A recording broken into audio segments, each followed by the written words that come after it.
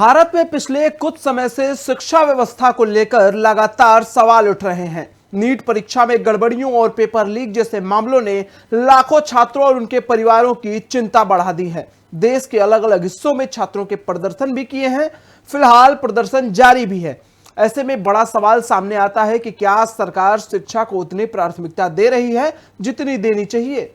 इस सवाल का जवाब सिर्फ किसी एक घटना से नहीं मिलता, बल्कि सरकार के बजट को देखकर भी काफी हद तक समझा जा सकता है। तो चलिए समझते हैं कि पूरा मामला क्या है। नमस्ते और अभिनंदन, मैं हूं आदित्य यादव और आप इंडिया वॉच देख रहे हैं। किसी भी सरकार की प्राथमिकताओं का अंदाजा उसके बजट से लगाया जाता है। सरकार हर साल तय करती है कि किस मंत्रालय को कितना पैसा दिया जाएगा। अगर किसी क्षेत्र को ज्यादा महत्वपूर्ण माना जाता है तो समय के साथ उसे बजट में हिस्सेदारी भी बढ़ती है। इसलिए केवल यह देखना काफी नहीं होता कि किसी मंत्रालय को कितने करोड़ रुपए मिले हैं, बल्कि यह देखना जरूरी होता है कि पूरे बजट में उसका हिस्सा कितना है। बीते वर्षों में बजट के आंकड़ों पर नजर डालें तो एक दिलचस्प तस्वीर सामने आती है। सरकार का कुल बजट हर साल बढ़ता रहा है। महंगाई बढ़ती, आबादी बढ़ती और विकास कार्यों की वजह से ये स्वाभाविक भी है। लेकिन अगर शिक्षा मंत्रालय की हिस्सेदारी को पूरे बजट के मुकाबले देखा जाए तो इसमें लगातार गिरावट दिखाई देती है। करीब 2009 से लेकर हाल के वर्षों तक उपलब्ध सरकारी आंकड़ों का विश्लेषक बताता है कि केंद्र सरकार का कुल बजट औसतन हर साल बढ़ा है, यानी सरकार पहले से ज्यादा पैसा खर्च कर रही है। इसके बावजूद शिक्षा मंत्रालय का हिस्सा पहले जितना नहीं रहा। यूपीए सरकार के आखिरी वर्षों में शिक्षा मंत्रालय को कुल बजट का लगभग 4.6% हिस्सा मिलता था।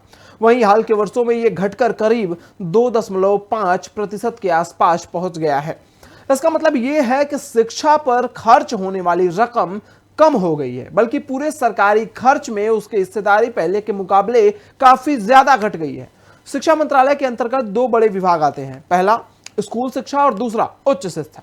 इन दोनों के जरिए देश के सरकारी स्कूलों, कॉलेजों और विश्वविद्यालयों से जुड़ी योजनाओं पर खर्च किया जाता है। जब इस मंत्रालय की बजट हिस्सेदारी कम होती है तो इसका असर दिखाई योजनाओं, शिक्षकों और नियुक्तियों पर करता है, स्कूलों की सुविधाओं पर होता है और उच्च शिक्षा संस्थानों के विकास पर भी पड़ जाता है।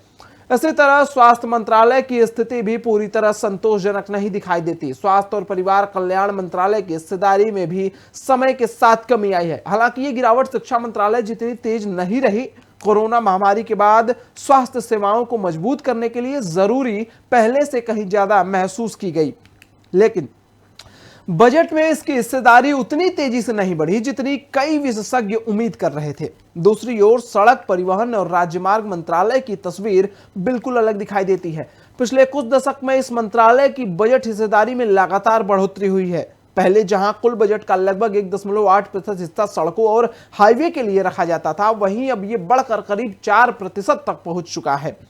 इससे साफ पता चलता है कि केंद्र सरकार ने सड़क निर्माण और बुनियादी ढांचे को अपने प्रमुख प्राथमिकताओं में शामिल किया है। सड़कें और हाईवे किसी भी देश के विकास के लिए जरूरत होते हैं। बेहतर सड़कें व्यापार, रोजगार और यात्रा को आसान बनाती हैं, लेकिन कई अर्थशास्त्रियों का मानना है कि केवल बुनियादी ढांचों पर निवेश करना पर्याप्त नहीं है। अगर शिक्षा और स्वास्थ्य जैसे क्षेत्रों पर पर्याप्त ध्यान नहीं दिया जाएगा तो लंबे समय तक इसका असर देश की मानव संसाधन क्षमता पर पड़ सकता है।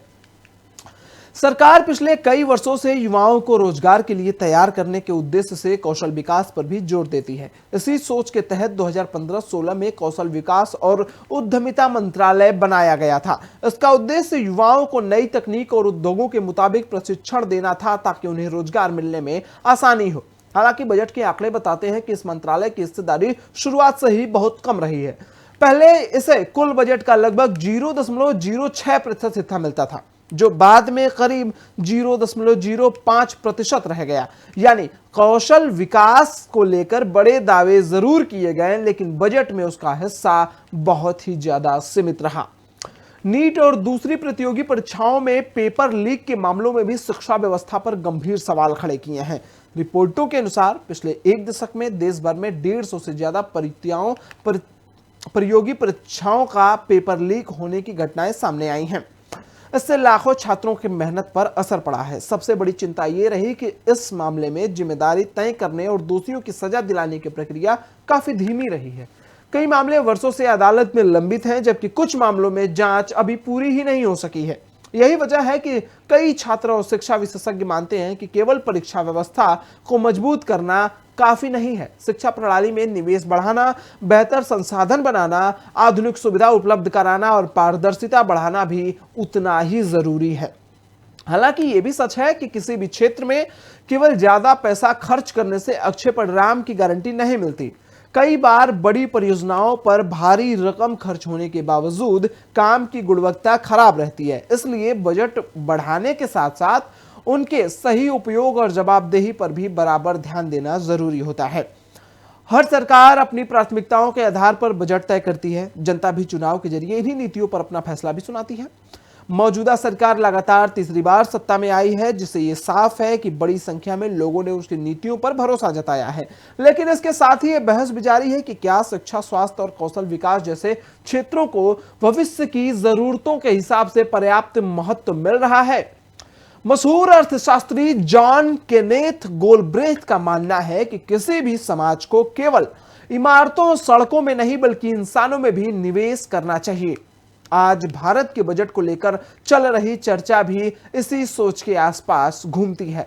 विशेषज्ञों का कहना है कि मजबूत सड़कें और बुनियादी ढांचे जरूरी हैं, लेकिन अगर देश की युवा आबादी को अच्छी शिक्षा, बेहतर स्वास्थ्य सुविधाएं और गुणवत्तापूर्ण कौशल प्रशिक्षण नहीं मिलेगा तो विकास अधूरा रह जाएगा। आने वाले वर्षों में सरकारें इन क्षेत्रों को कितनी प्राथमिकता देती हैं, यह देश के भविष्य की दिशा तय करने में महत्वपूर्ण भूमिका निभाएगा।